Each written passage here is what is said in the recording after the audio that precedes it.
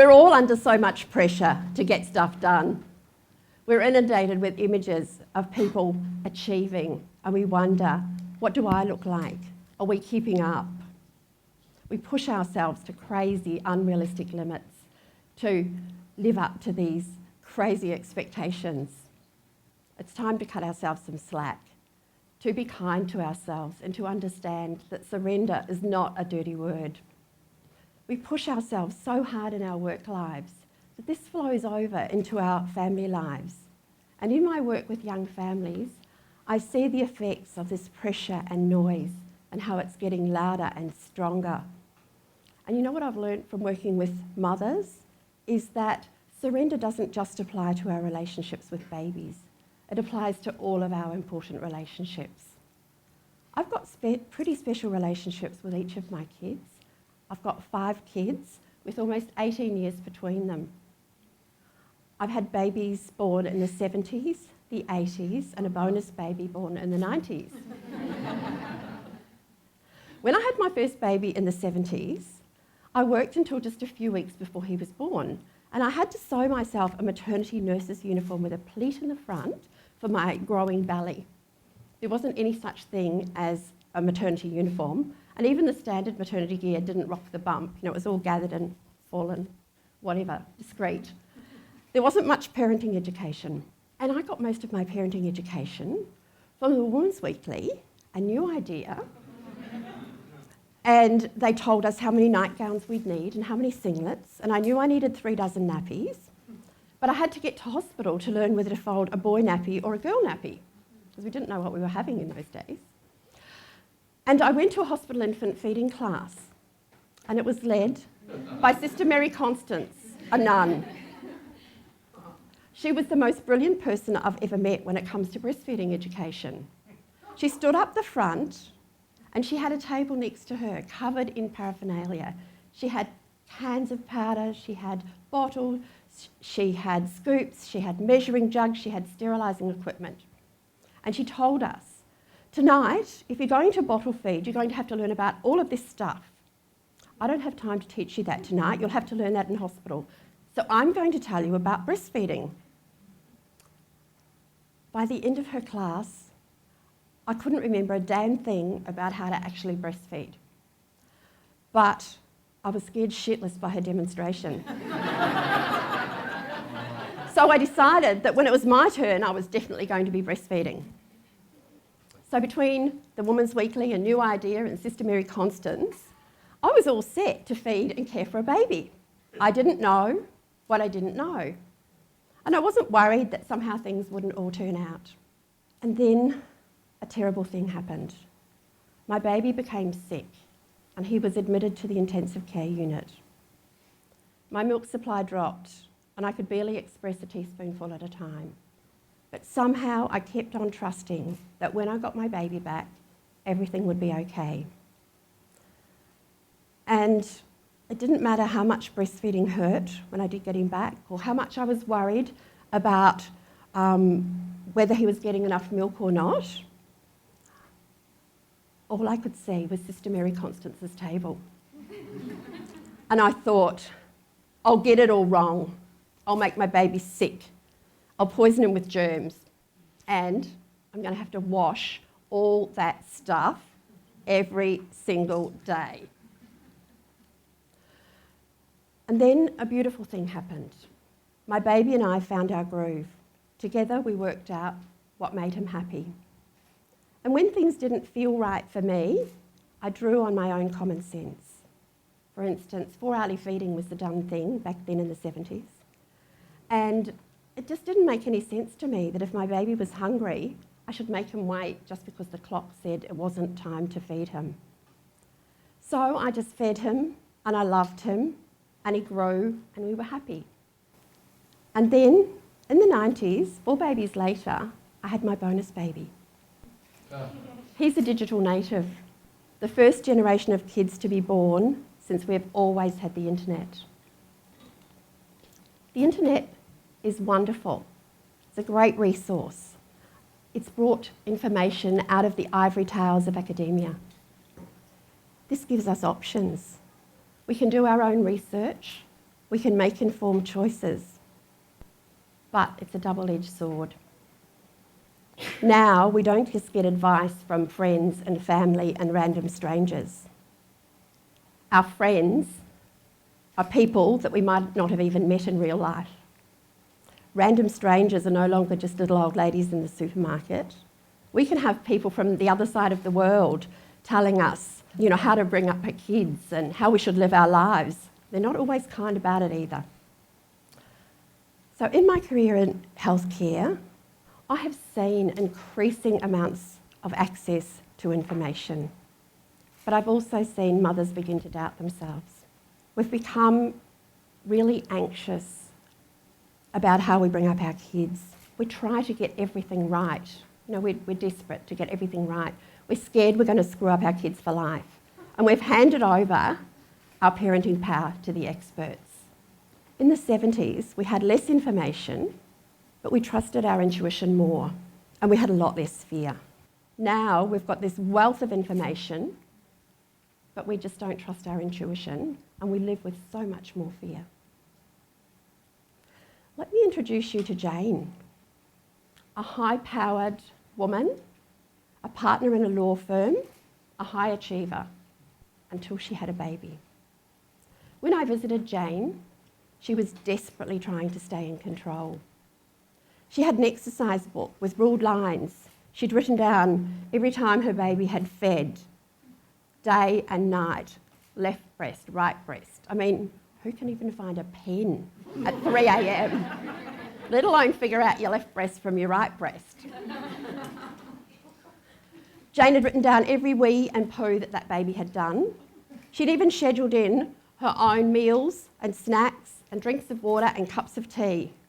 But Jane was distraught because her baby hadn't read the schedule.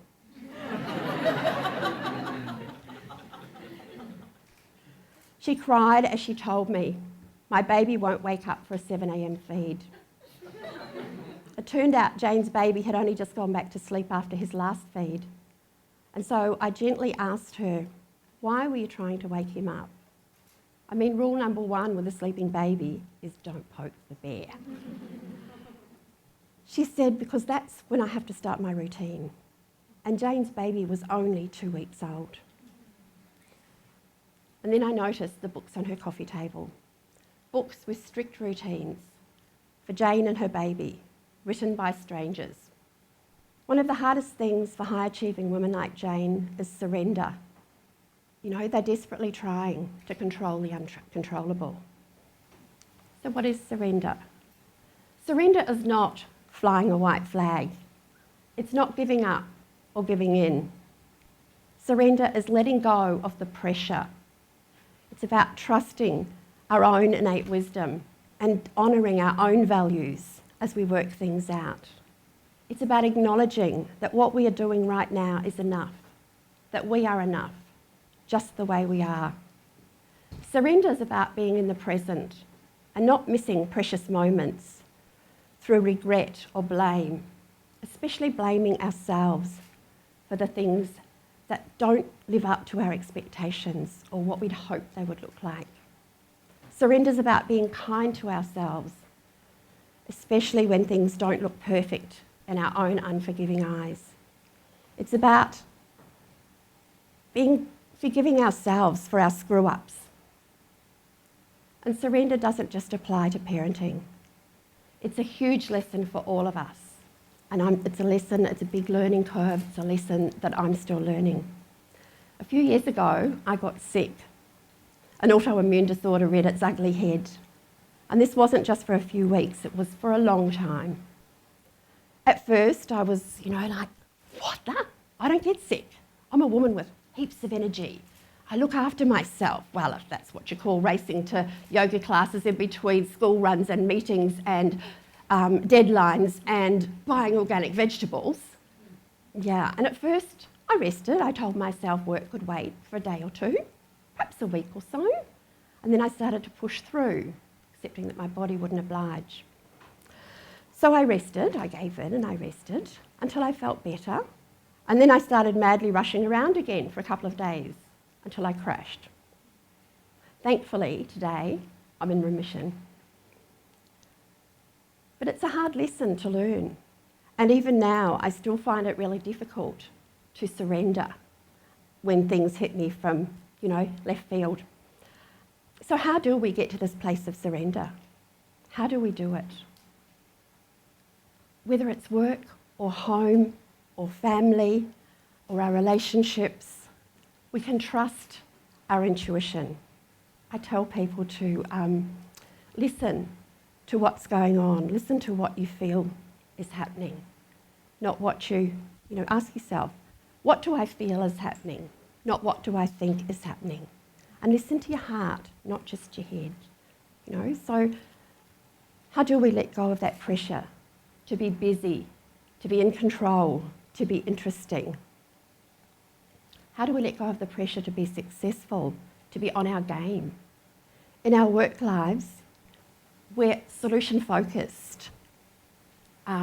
We have measurable outcomes. We are encouraged to go hard. In mothering, it's a completely different ballgame. We don't have defined KPIs. We don't have structured feedback.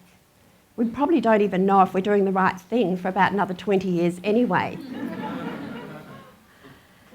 And sometimes we just have to surrender because of life changes, or because changing priorities, or because things just don't fit for us right now.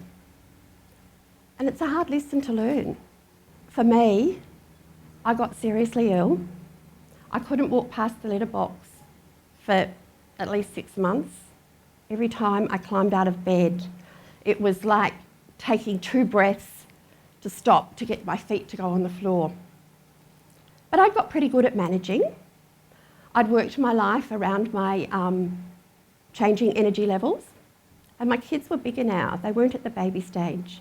They could run their own bars, they could tie their own shoelaces, and one was even old enough to drive a car. And that's when I found out I was pregnant with my bonus baby. I thought, how will I manage to take care of a baby? I'd been there, I'd done that. I'd given my heart, my soul, my body, my mind for years, and I just had a glimpse of how it could be easier when I no longer was needed quite so intensely. But as my pregnancy grew on, as I started to grow, I became healthier. I bonded intensely with this baby. I sat in a warm bath, candlelight, every night, and I talked to my baby. And then when he was born, I would hold him and I would tell my big kids, he hasn't finished feeding yet, because I wanted to hold him a bit longer. I didn't want them to have a turn too quickly. I completely surrendered. And if this meant baked beans for dinner some nights, that was okay. If it meant pushing out work deadlines, that was okay too. As I worked with work, as I prioritised work that worked around myself and my family and my baby, the universe created wonderful opportunities for me. My business grew and my baby grew as I grew it around him. But surrender doesn't always come easy for me. When things hit from left field, I really have to stop and pause consciously. So some of the things I've learned, I'd like to share with you. And it is about trusting our own intuition, listening to our heart, not the noise in our head, being present, and forgiving ourselves when things don't work out for us. And when you get pregnant, or whether you just need some advice, people are going to tell you, you should do it this way, you should do it that way. I tell people, don't let anybody should on you. And when you become confused about the noise in your head, I teach mothers to ask, is it safe, is it respectful, and does it feel right? And, usually that's the way to filter out that noise. A few weeks ago, I was invited to a very prestigious bloggers event, and I was quite excited and felt really privileged to be going to this. And I was almost ready to walk out the door when I got a phone call, and it was from a mum who had been diagnosed with breast cancer, and she had to wean her baby in 3 days so she could start chemotherapy. So I spent the next hour on the phone with this mother. I didn't go to the blogger event. But you know what? What was most important right then? It was safe, it was respectful, and it felt right. How would it look like if we all lived in a world where we stopped seeing surrender as a dirty word? If we didn't see it as giving up or giving in and just accepted it as this is how life is right now. Do you remember Jane, the woman I told you about earlier, the high-powered lawyer? I'll tell you what surrender looks like for women like her that couldn't wake her 2-week-old baby up at 7 a.m. I'd just like to read you an email. Dear Pinky, I'm sure you get this a lot, but I wish I had read your book sooner. Even after the first few chapters, I realised that the only thing I've been getting wrong is my attitude. Instead of getting frustrated that my beautiful baby isn't doing what I want her to do, I've realised that I'm not the one doing what she needs me to do. What a light bulb moment. Not only that, but I realised that in terms of settling and sleeping in general, we're doing a pretty great job. Last night when she woke for a feed in the wee small hours, I snuggled in with her. I felt grateful that I could breastfeed my precious little bundle and enjoyed that peaceful moment. I didn't flick through Facebook, emails or Pinterest like I usually do. I just enjoyed being close with my baby. Yesterday and today, I made a conscious effort to really observe her, respond to her cues and connect with her. She usually has a very grumpy and unsettled period late in the afternoon, but instead she was happy, playful and a joy to be around. What if we all lived in a world where we did what felt right to us rather than what was expected? Imagine if we all lived in the present and how much stronger our relationships would be. Imagine a world with more love and laughter, where surrender is not a dirty word. Thank you.